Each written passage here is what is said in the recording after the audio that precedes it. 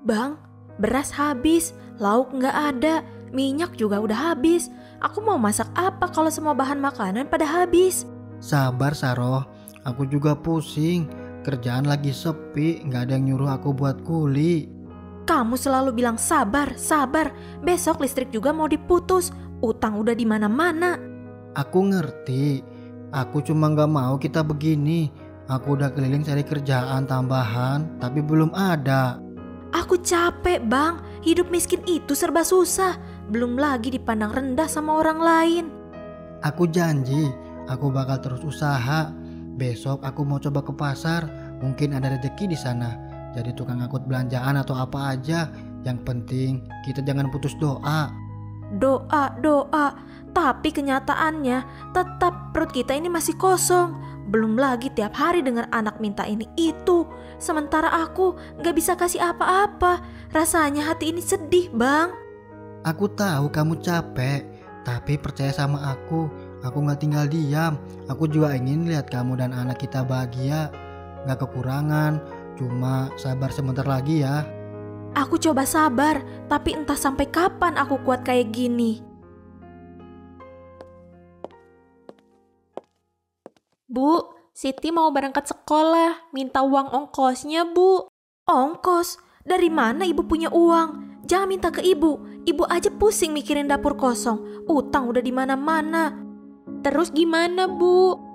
Minta sama bapak kamu aja, ibu gak punya uang, jangan nambahin pikiran ibu. Pak, boleh Siti minta ongkos sekolah? Siti, bapak juga gak ada uang nak. Bapak udah cari kerja tapi belum ada juga. Jadi Siti gak dikasih ongkos sekolah pak? Ya terserah, mau sekolah, mau enggak, ibu gak bisa apa-apa. Bapak kamu juga gak bisa diandelin, semua serba susah. Miskin kok dipelihara sih. Saroh, jaga ucapan kamu. Ya udah, Siti berangkat sekolah dulu ya. Maafin bapak ya nak.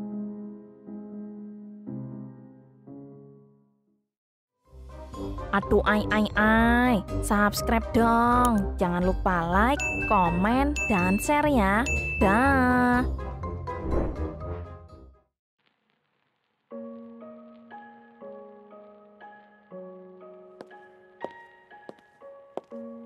Bang Tarjo lagi nggak kerja?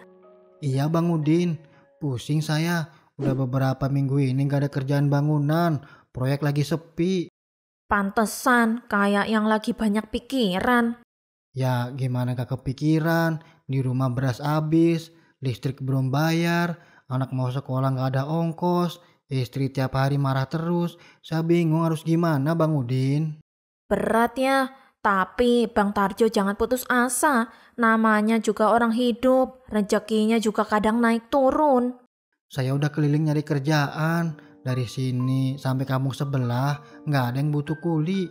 Rasanya malu sama anak istri. Seolah-olah saya gak bisa ngasih apa-apa. Jangan ngomong gitu bang. Bang Tarjo udah berusaha. Yang penting jangan berhenti. Siapa tahu besok ada orang yang manggil. Atau ada kerja serabutan yang lain. Saya cuma pengen lihat anak dan istri saya bahagia Bang Udin. Sabar ya bang. Hidup gak selamanya di bawah. Yang penting Bang Tarjo jangan sampai putus harapan. Rezeki itu kadang datang dari arah yang gak disangka. Iya Bang, semoga aja segera ada jalan.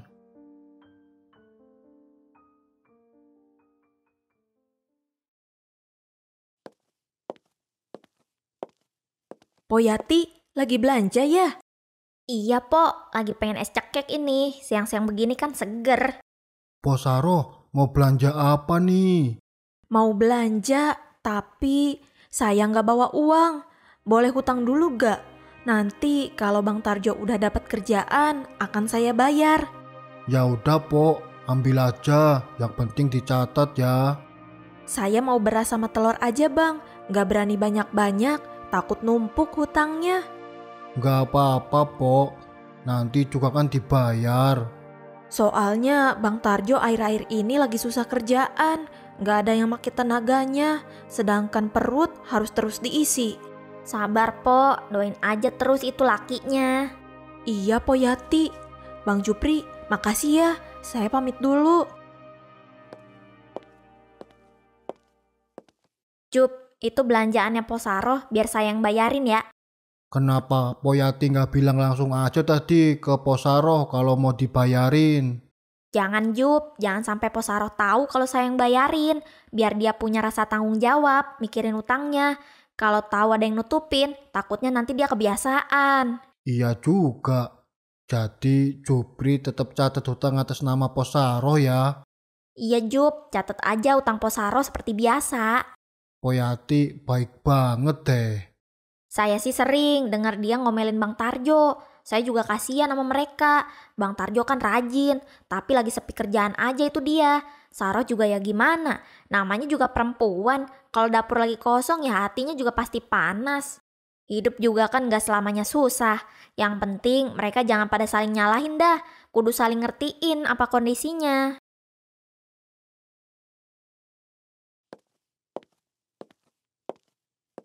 Itu kan Siti. Pulang sekolah, kok jalannya lemes banget. Siti, sini dulu. Kok pucat gitu wajah kamu? Iya, Om. Perut Siti sakit. Sakit kenapa Siti? Tadi di sekolah udah sakit perut, Om. Dari rumah juga memang belum makan. Terus Siti juga nggak dikasih uang jajan.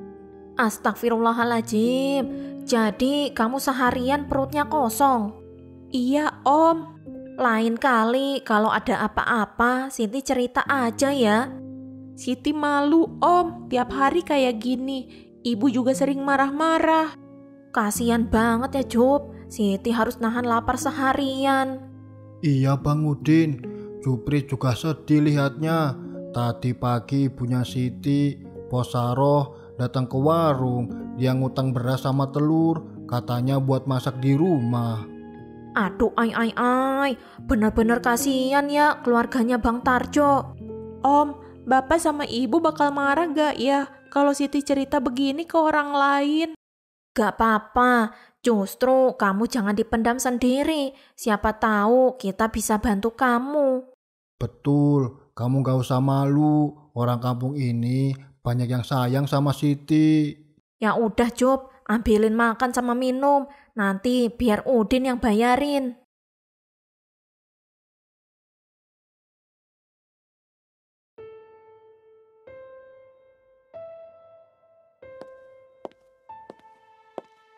Bang, sampai kapan kamu duduk-duduk aja?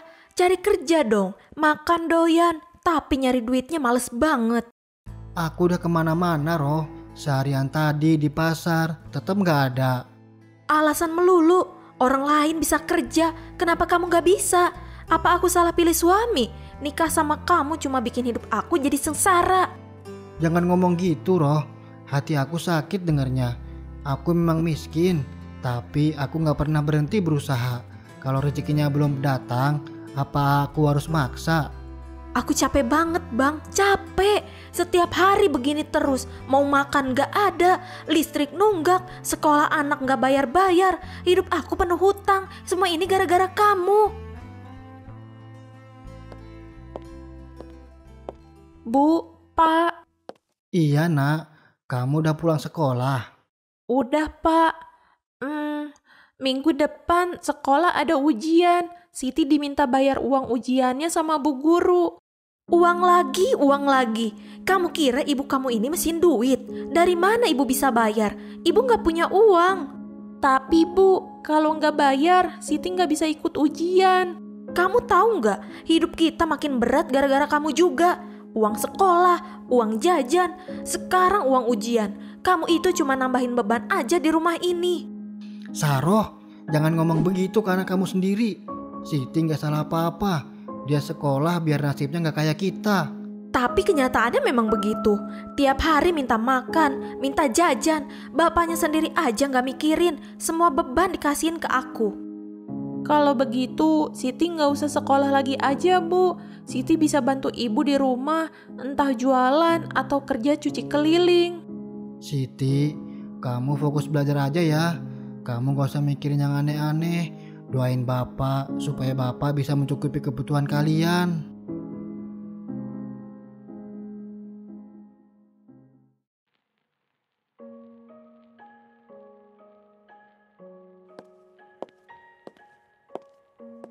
Bang Tarjo mau kemana malam-malam gini? Pengen cari angin aja bang, biar nggak tenang. Di rumah saya nggak bisa tidur, kepala saya mumet, istri ngomel-ngomel terus. Ya udah gak apa-apa bang, sini dulu aja sambil ronda. Saro nggak tahan hidup begini, dia marah-marah terus, sampai nyesel nikah sama saya. Malah tadi dia bilang Siti itu cuma bawa beban buat keluarga. Sakit banget rasanya dengar anak sendiri disebut begitu. Sabar bang, jangan dimasukin semua ke hati. Namanya juga orang perempuan. Kalau duit lagi kosong memang suka emosian. Tapi Udin yakin, Pok Saro sebenarnya juga sayang sama kalian. Saya benar-benar malu Bang Udin. Jadi kepala keluarga kok nggak bisa kasih kebahagiaan buat istri dan anak. Rasanya saya gagal jadi suami, gagal jadi bapak. Jangan ngomong gitu. Bang Tarjo sudah berusaha, itu bukan gagal. Gagal itu kalau Bang Tarjo nyerah. Selama Bang Tarjo masih mau cari jalan, Bang Tarjo sudah berhasil membuktikannya. Maafin saya Bang Udin, saya jadi curhat terus nih. Besok-besok Udin buka kelas curhat deh. Yang mau curhat mesti bawa martabak. Hai.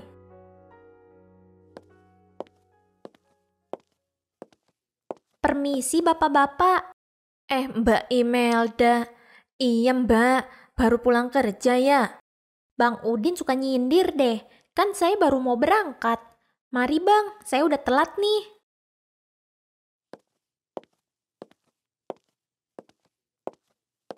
Malam-malam gini kerja. Kerja apaan Bang Udin? Ya begitu bang, yang ada jedak-jeduknya. Tuh, dia aja malam-malam gini kerja. Bang Tarjo belum nyoba kan nyari kerjaan malam-malam gini. Ya nggak malam-malam juga Bang, nanti saya masuk angin.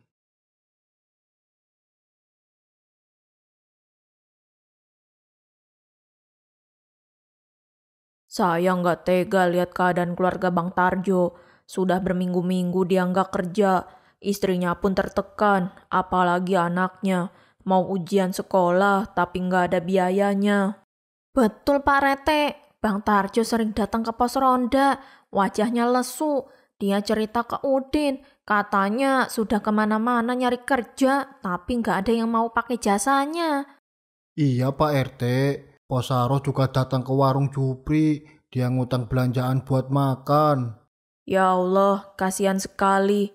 Makanya saya kepikiran gimana kalau kita bergotong royong buat bantu mereka. Kita kumpulin sumbangan seikhlasnya. Bagus itu Pak Rete. Kalau sendirian memang terasa berat. Tapi kalau patungan, insya Allah bisa meringankan beban mereka. Jupri setuju. Kalau gitu, Udin ikut bantu jalan sama Pak Rete. Kita keliling minta sumbangan ke warga lain, biar cepat terkumpul.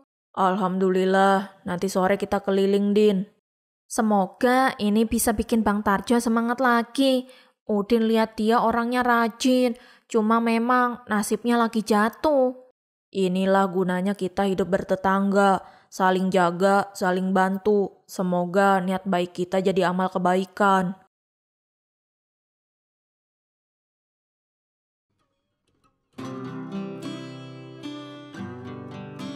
Nur.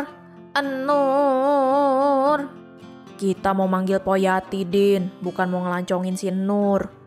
Sambil menyelam minum air Pak Rete. Hai.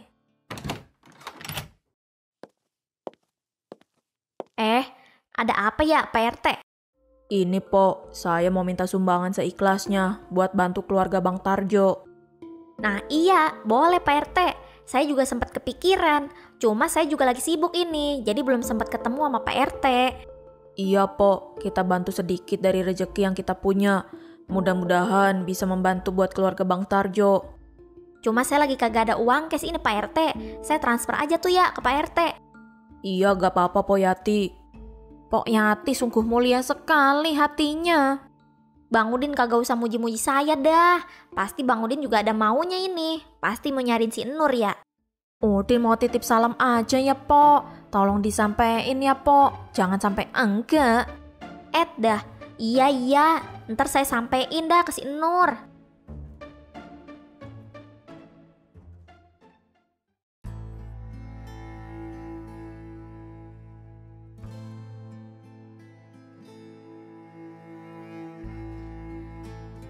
Begini Bang Tarjo, kami dari warga Kampung Kincir kemarin sempat kumpul. Kami prihatin dengan keadaan Bang Tarjo. Alhamdulillah terkumpul sedikit bantuan. Semoga bisa meringankan kebutuhan keluarga. Maksudnya apaan ini?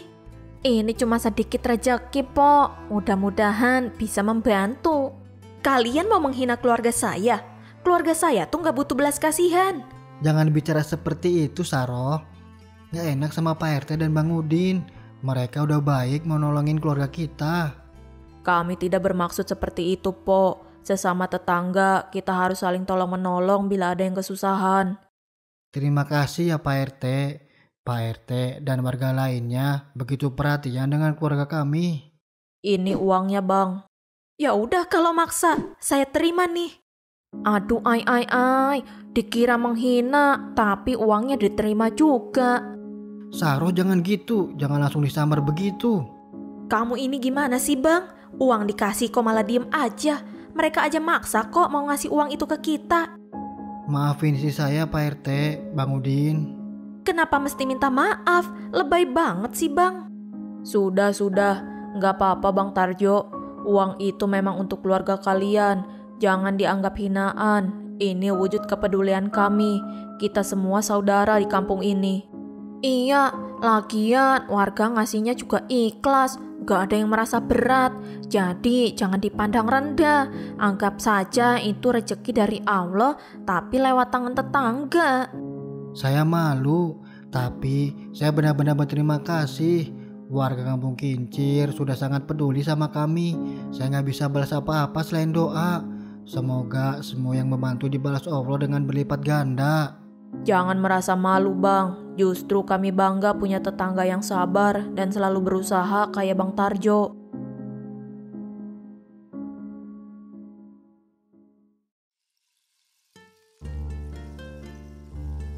Siang-siang begini kagak ada tukang-tukangan apa kayak gitu. Poyati pengen yang seger-seger ini.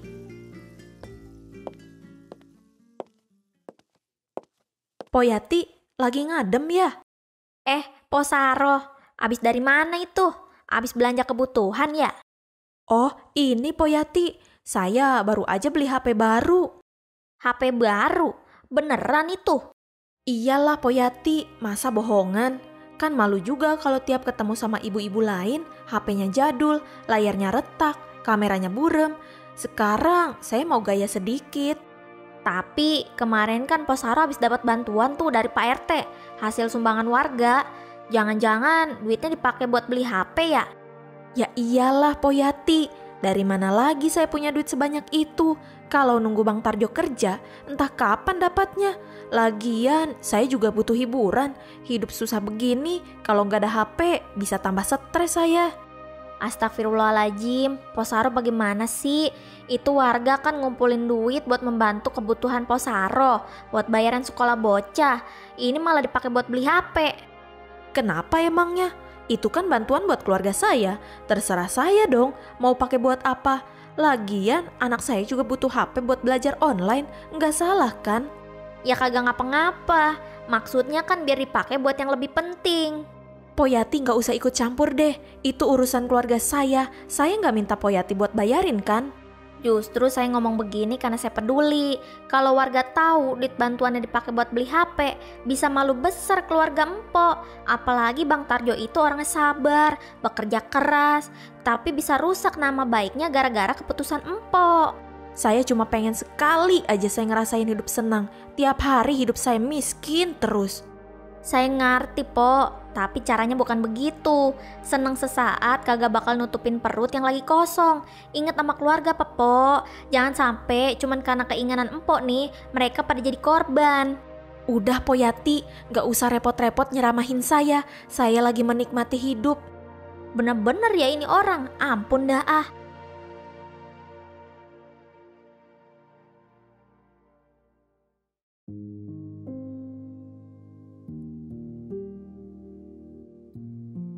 Pak, uang sekolah Siti kapan dikasih? Bu guru udah nanyain lagi. Katanya kalau minggu ini belum dibayar, Siti nggak boleh ikut ujian. Loh, bukannya uang sekolah Siti itu sudah di ibu? Tadi pas mereka kasih bantuan, uangnya langsung sama ibu. Tapi ibu nggak kasih uang ke Siti. Siti tanya juga, katanya nggak ada uang.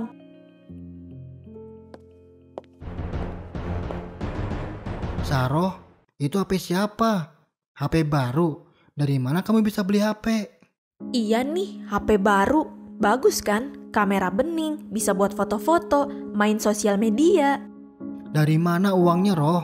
Jangan bilang itu dari uang bantuan warga kemarin. Ya jelas lah, dari mana lagi aku punya duit? Kamu juga nggak kerja. Lagian itu kan bantuan buat keluarga kita. Terserah aku dong mau dipakai buat apa. Astagfirullahaladzim, kamu sadar nggak apa yang kamu lakuin? Uang itu buat makan, buat bayar listrik, buat sekolah Siti. Ini malah kamu pakai buat gaya-gaya beli HP. Jadi uang sekolah itu dipakai beli HP ibu. Pantesan ibu bilang nggak ada uangnya. Jangan salahin ibu terus. Ibu juga capek hidup susah. Sekali-kali pengen ngerasain hidup senang, pengen punya barang bagus. Bapak kamu aja tuh yang kerjanya cuman males-malesan, gak ada niat mau ngerubahin nasib keluarga kita. Keterlaluan ya kamu. Warga kampung itu nyisihin rezeki biar kita gak kelaparan, biar anak kita bisa sekolah. Sekarang malah kamu hamburin uang itu begitu aja. Udah bang, udah berisik tahu gak sih?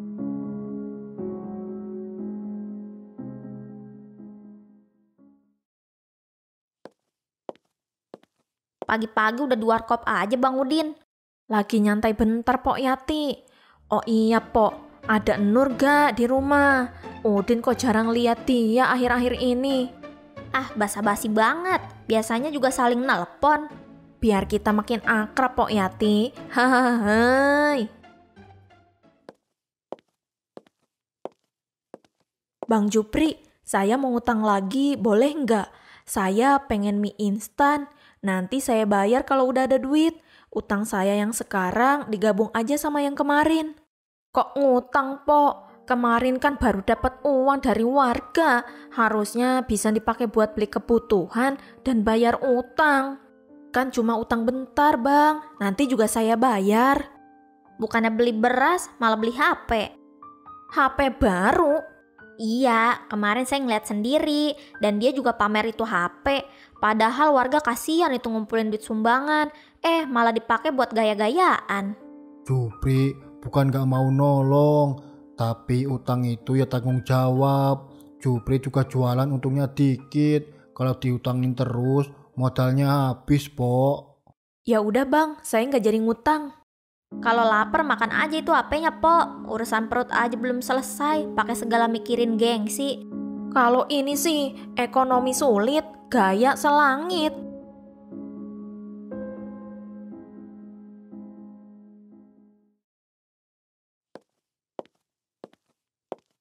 Kesel banget gak sih? Mau ngutang mie aja sampai gak dikasih. Keterlaluan banget mereka. Kamu yang keterlaluan, Saroh. Punya uang bukannya dipakai buat kebutuhan, malah buat gaya-gayaan. Sekarang giliran lapar, mau ngutang aja jadi susah kan? Karena orang lain juga pasti kesel nggak tingkah kamu. Aduh, perut aku sakit Bang. Pasti karena belum makan nih. Kalau udah kayak gini, kamu masih mau mertanin HP-nya? HP lebih penting daripada kamu sakit. Aku capek terus-terusan kelihatan susah di depan orang-orang. Aku ngerti perasaan kamu, tapi hidup kita ini lagi susah. Kalau kita nggak bisa nahan diri, malah makin susah sendiri. Buat makan aja susah, kok malah mikirin gengsi.